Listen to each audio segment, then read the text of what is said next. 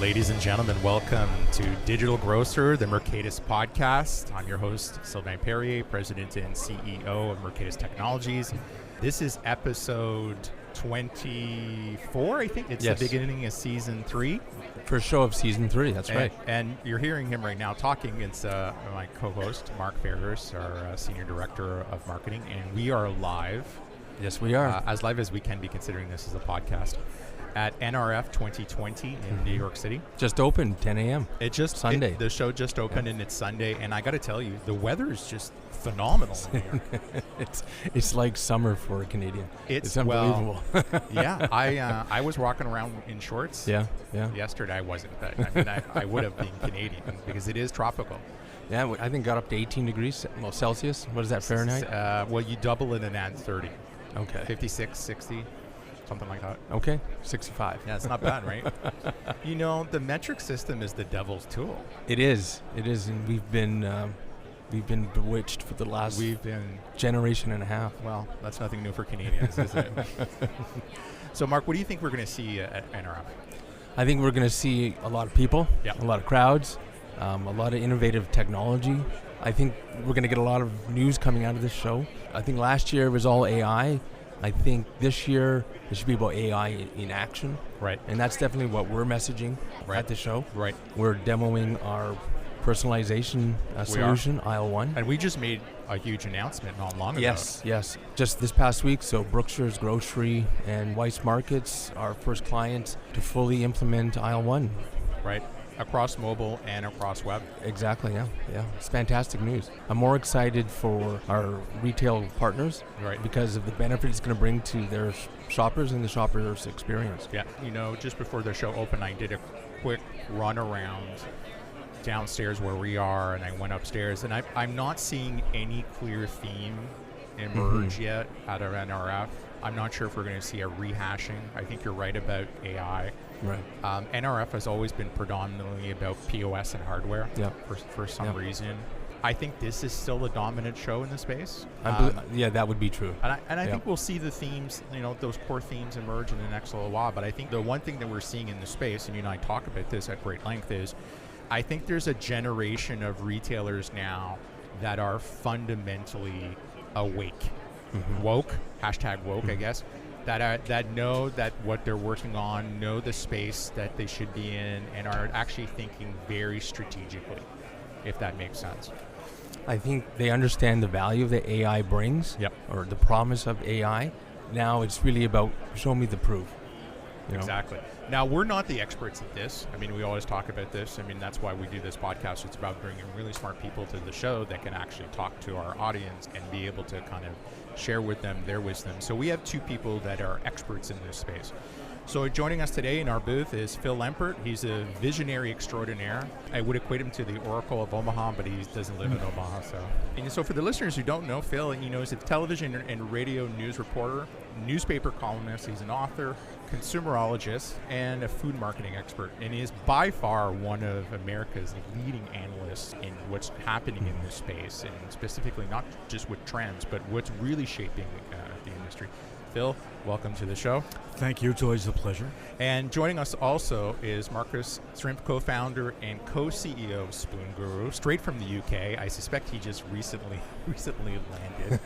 And if you guys don't know Spoon Guru, it's really amazing tech, and it's a world-leading end-to-end AI solution to help people find the right foods for their individual health and wellness needs. And I Marcus has been on the show before, and so he was one of our first live podcasts outside of our studio. Exactly, yeah. He was so passionate about it, and Spoon Guru, and he told us the story of how it was just basically an idea that came over from over the fence with his neighbor. That's right. I remember. It's a great story. Marcus, welcome to the show. Good morning. So, Marcus, can you refresh our listeners about the story of Spoon Guru and what you guys, and I know you guys, I think, work with Tesco in the UK. Well, thanks for the invitation. It's great to meet you again. Our mission is to take the hassle out of finding the right food. And we use AI to help retailers provide highly personalized and relevant and accurate shopping experiences based on shoppers' individual dietary requirements. That's a problem we set out to solve. We know people have specific dietary needs or health objectives, We also know there's a fantastic wealth of products out there. What seems to be missing is the bit in between. People can't find what it is they're looking for. And that's what we're solving through the application of AI. And we've developed a health and wellness platform which is being licensed by retailers around the world, including Tesco and Woolworths in Australia. Amazing. That's amazing. Now, Phil, 2019, crazy year for retail. Well, I think 2019 not only was a crazy year for retail, but a crazy year for consumers. And when I really take a look at what 2020 is going to bring us, to your point, I don't think that retailers have actually woken up. I think that retailers have actually died. And now what they've done is they have a new rebirth of a new retailer who really is focused on the consumer. Versus if you take a look, whoever thought that Barney's would go out of business? Right. Well, it's because Barney's buyers were saying, okay, we're going to curate the best fashion for our customers. We're just going to put it out there, we're going to display it nicely, and people are going to buy it. Well, that's not today's world. Amazon and Jeff Bezos has taught us that. So I think what we're seeing, especially in grocery, the space that Spoon Guru and Mercatus plays in, is consumers no longer just want to walk in a store and see 40,000 products. They want to see 15,000 products that are curated for them, whether it's online, back to Marcus's point, finding the products that work for you. Right. So I really think that 2020 is going to build on what we learned in 2019, having AI, robotics, and so on, and finally we're going to see these put with the consumer so that there's going to be a consumer advantage. Right. Well, any sense from the both of you what you think may materialize as a key trend here at NRF? I unfortunately think that there's too much attention being given to robotics. And what I'm seeing and I'm hearing is everybody's focused on, these robotics that can pick products and deliver them to your car. Walmart announced their test last week. 15 seconds, a robot can go in the back room, pull it out, and so on. That's not what a consumer wants. Right. Yes, we've got higher labor costs than ever before. Yes, we want to be able to deliver in 30 minutes, but it's not about robotics. That's a tool. What we really need to do is focus on the consumer. And that's what I'm looking for, to see what are those consumer-aided offerings that can really change the life of a consumer versus the back room. Right. And Marcus, from your perspective, you're coming in from Europe, different mindset. What do you think is going to emerge as a trend potentially out of NRF? So, you've alluded to the fact that personalization has been talked about for years now, but I really think it's becoming a broad use case now, and we're seeing personalization, curation, entering areas like CRM, loyalty programs, recommendation engines, where people expect a highly tailored experience. We see this already with the likes of YouTube and Spotify, Netflix. Why don't we get that within retail? Why I happen to be a vegan, why do I still see a Christmas turkey every time before Christmas? This is just such a waste of real estate, of marketing real estate, and it's a very frustrating experience. And I think we're seeing more and more retailers now showcasing how they're using personalization in real-world examples. Yeah, I think both of you say something really interesting because, to your point about robotics and picking technology, we were recently with a Canadian retailer and they were asking about robotics. And my comment to them was, you can actually go out and implement them, but where's the infrastructure locally to support the technology? If something breaks down, who's going to be trained? I think there's the whole effect of the shiny new thing, and you lose that sense. And at the same time, I think that grocery retailers, and to your point, Marcus, is that other technologies like Netflix, like Spotify, have fundamentally put the consumer at the center of the experience. And that's not always the case when it comes to grocery retail or retail in general, because it depends who's at the table. So if you have a team that's heavily set on operations, then the conversations are entirely different. Now, Marcus, what's happening in Europe in terms of digital commerce? Because this show attracts a lot of people from around the world. We know that historically the US would look to Europe for the trend settings in terms of e-commerce. Has that changed with your experience? Are the Europeans re-platforming at this point? What's going on? There's a lot of re-platforming taking place. The UK, I think, lead the way when it comes to e-commerce, but still only about just 10%. When it comes to the overall revenue pie. It's growing exponentially, but it's still, the bulk of the revenue is still generated in physical store environments, and we see a lot of innovation now entering omni-channel applications and also in-store. We're also seeing a huge drive towards click and collect, so the convenience of online ordering, but still going into a physical store environment to pick up and buy more products is a huge trend. And yeah, you're absolutely right. Most retailers we work with and we speak to are in the process of re-platforming, re-engineering, in order to get ready for the future, to embrace all those big technologies we've been talking about, AI, robotics, IoT, big data.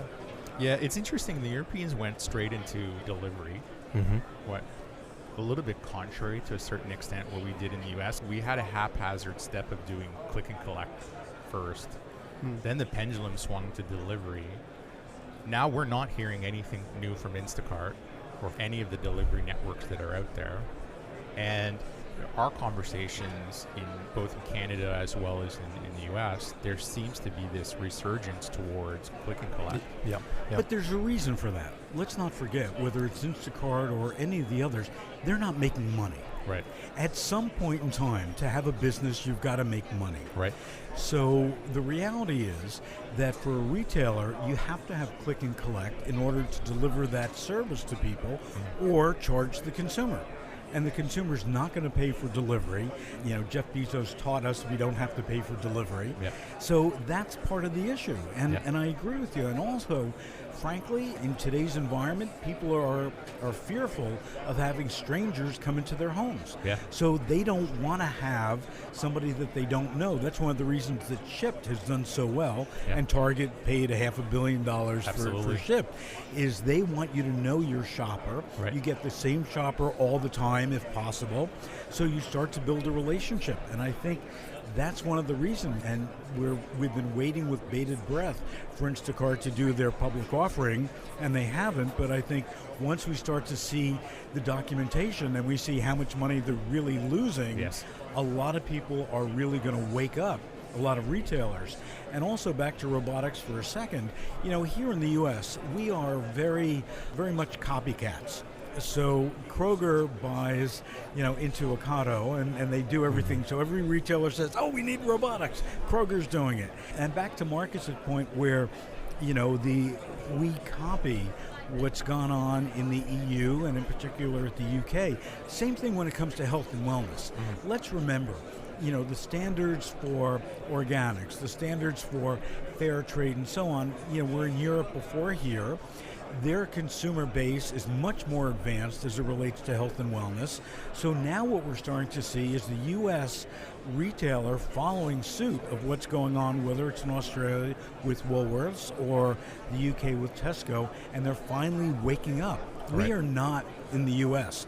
In my opinion, in retail, we're not innovators, we're copycats. Right. Yeah, I think that's a fair point. Would you guys, and I got to ask this question because we just spoke at Barclays not long ago, and the CEO of Walmart went up, and he's been shadowing the employees that do delivery, but delivery into the house, where the Walmart employee goes in, or the delivery partner, whoever it might be.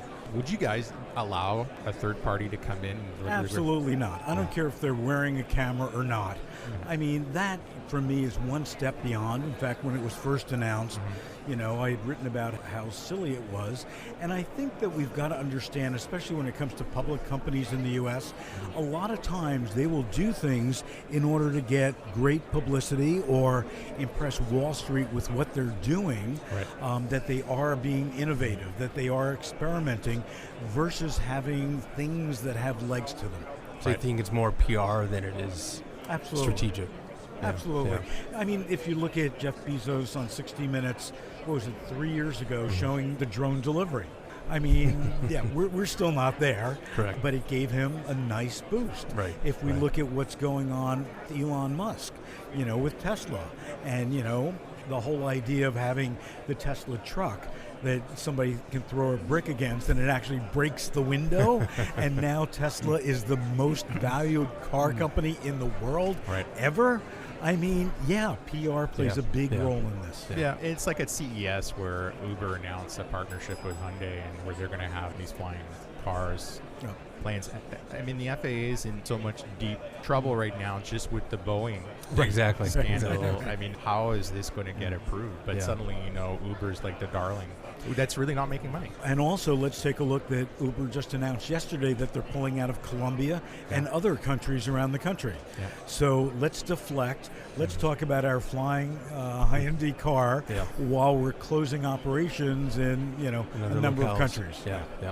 Now, Phil, you're speaking at this year's NRF. Yes. What topic are you talking? Well, it'll actually be Seth Goldman and myself. Seth is the chairman of Beyond Meat. And we're going to be talking about the plant-based alternatives and what the future is. And I know Seth, he founded Honest Tea, sold it to Coca-Cola for $1 gazillion. Good for him. Great product. Mm-hmm. And now he's with Beyond Meat and trying to lead them in a similar direction. Mm-hmm. So we're going to be debating, if you would, the future of plant-based alternatives. Oh, wow, that's great. And Marcus, what's next for Spoon Guru? You guys are doing some amazing stuff. Where are you guys taking this? We are launching 5 new products here at NRF as part of our wider health and wellness suite, which are all complementary and modular. Mm-hmm. And we are hoping to be able to change the paradigm away from search into real discovery, really understanding what people's propensity is for specific foods. And we're getting very serious about health now. We know you asked about trends in Europe, 70% of Europeans now actively try to lead healthier lifestyles. Mm-hmm. At the same time, they admit that 76% of them admit that finding healthy foods is difficult. And that's just crazy. Why is it so difficult? So we're really excited about showcasing how technology can solve that specific use case. And we've got a bunch of meetings lined up with retailers around the world, and hopefully we will be able to announce a few more partnerships in the near future. That's amazing. So Marcus, thank you so much for joining us on the podcast today. How can people get a hold of you? So our website, spoon.guru, and we're going to be here for the next few days on your stand. And Mark, that's booth 1418? 1418, level 1, door 1C. Door 1C. Yep. Phil, thank you so much. It's always a pleasure. And how do people get a hold of you? Supermarketguru.com or phil@supermarketguru.com. Excellent. Or just call Sly and we'll talk. We'll talk. Yeah, you guys. He's got the red phone on his desk. Exactly. I got the red connection. phone. Exactly. Ladies and gentlemen, thank you for tuning in to our show, and keep an eye out for our next episode. I think we got a bunch more we're going to be recording here. That's right. I think we've got about another 6 episodes we're going to record. I think so. And this one's going to get cranked out there pretty quick. Yep. And Mark, how do people get a hold of us? Mercatus.com and all the channels listed at the bottom of our website. Thanks, guys.